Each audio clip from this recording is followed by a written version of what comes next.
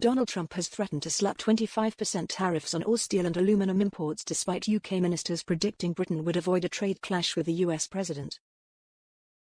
Senior Treasury Minister Darren Jones had predicted that Mr. Trump would not impose heavy tariffs on the UK after Labour insisted it can do business with the incoming US administration.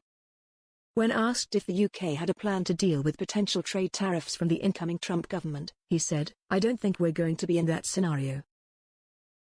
But in a late-night announcement, Mr. Trump said steel could now also face tariffs. UK ministers and officials will be hammering the phones on Monday to get more information out of the White House about what comes next and whether the UK can get an exemption. This will include a flurry of activity from the new US Ambassador Peter Mandelson as he confronts his first major diplomatic challenge in the role. A UK official told Playbook on Sunday night that British diplomats were immediately engaging the US system on steel and aluminum tariffs.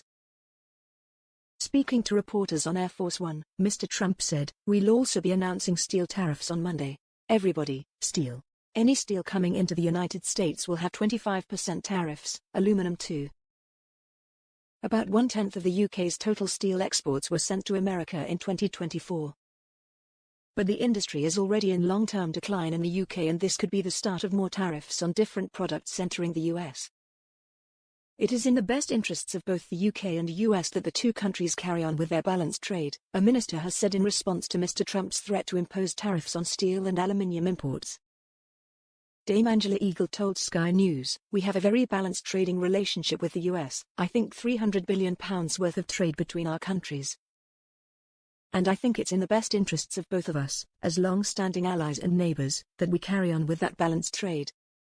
We will have to wait and see whether the president gets more specific about what he meant by that comment on the way to the Super Bowl.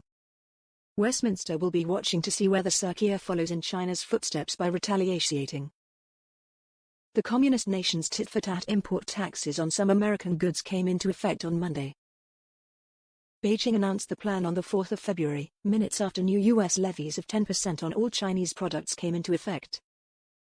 China's latest tariffs on U.S. goods include a 15% border tax on imports of U.S. coal and liquefied natural gas products. There is also a 10% tariff on American crude oil, agricultural machinery and large engine cars. Here is a summary of internet users' reactions. Tariffs are never a good thing, but it is difficult to see if Trump is putting tariffs on all steel and aluminium imports how we could have avoided being caught up in this. Trump and the DA don't seem to realize that the US runs a trade surplus with the UK, so eventually if he keeps imposing tariffs he will find this hurts them more than us.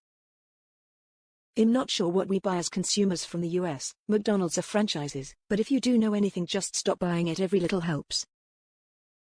Starmer could easily avoid American tariffs. All he needs to do is pipe down and stop cozying up to the EU. If he works with President Trump instead of against him, things would be much better. President Trump has shown him the way forward. Starmer needs to let it sink in and do the same. Britain also needs to start up its own industry. That's what made Britain for centuries. We don't need millions of immigrants. We just need to get cracking like we used to. Trump will not do UK any favors because we are weak and he abhors weakness. We are weak economically, militarily and diplomatically. This weakness did not start the day Starmer took over. The Tories' shenanigans since 2011 have done for us as has Brexit. It is no comfort that the EU isn't in a great place either, but being part of single market of 500 million is better than being part of a market of 65 million, UK minus NE thanks to Brexit. To counter Trump we need to pull together, but Farage is the enemy within and the Tories only care about their personal careers, unfortunately. They need to start monitoring every delivery people. I suspect that some who appear to be migrants are possibly not direct hires and may be working illegally for whoever Every has contracted its local delivery service to. We are destroying our own steel industry anyway. We closed the last furnace that could make steel from source materials and went net zero. Electric furnaces need pre-formed steel slab from China to turn into steel. We will lose a lot of jobs too. If our sources are China, you can't export them to the US without expecting tariffs. I doubt we will be exporting anyway. Miliband has to build 30 to 80,000 wind turbines by 2030. We will need all the Chinese steel we can get. Trump did exactly the same in 2018 when last in power. All it did was to increase costs for American companies and their customers, leading to inflationary pressure on the economy. Incidentally, this was the same time as he slapped import tariffs on a range of UK products, including a punitive 25% levy on Scotch whisky. It was the Biden administration that actually suspended the tariffs in 2021. All this mess was foreseen decades ago by people who warned against joining the EU and the globalist agenda in the first place and giving over industry, services, utilities and anything not screwed down to private equity who have had a field day pillaging, in a rampage similar to the Norman invasion. What we are seeing is the outcome of a deregulated capitalism which has gone foul and is largely uncontrollable. It respects no boundaries and no nation-state, brings war and recession always but is never accountable for it, instead it makes even more profit. Britain has been asset stripped just like the USA, and now it is arguing over the crumbs left on the table as its system inevitably fails. Nothing can prevent that now. The US, still militarily strong enough to be a bully, is trying to ward off the same failure by brute force, but it won't work. The US capitalist system has effectively destroyed the nation, with only the very rich surviving a system they designed for themselves. Supporting Trump is a bit like saying that we have tried rational sensible politics with rational sensible people and that hasn't worked for us, so now let's give Trump a try. No one can defeat the economic forces propelling us towards a future of AI, mechanization and international production. Well-paid jobs for the unskilled and poorly educated are things of the past, and we can't return to that past no matter how much some people would want to. An LBC presenter has just announced Ed Miliband can't eat a bacon sandwich but he can talk gobbledygook.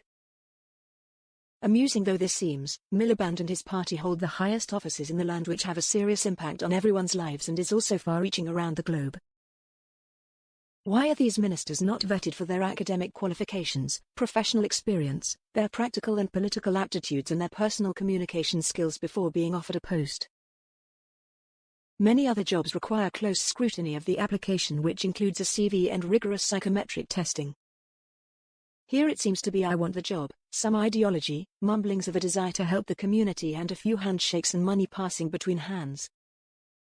Trump likes the British people, he just can't stand Starmer and the Labour Party, but he's far too polite to say so. If reform were the government, it'd be a different story. No tariffs and a great deal, that's for sure. We should have put tariffs on imported steel ourselves. Because we didn't, we no longer have a steel industry.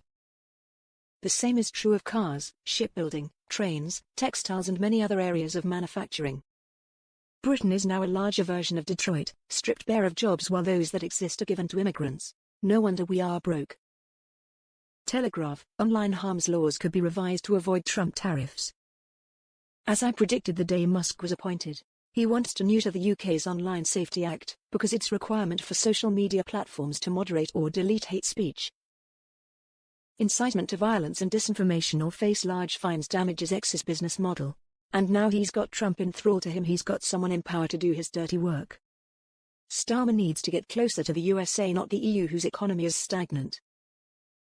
Starmer needs to show he is a prime minister and a leader, as to date he is a weak leader, and stop giving money aboard along with Lammy. He needs to sort out the issue we have here first before giving free money aboard.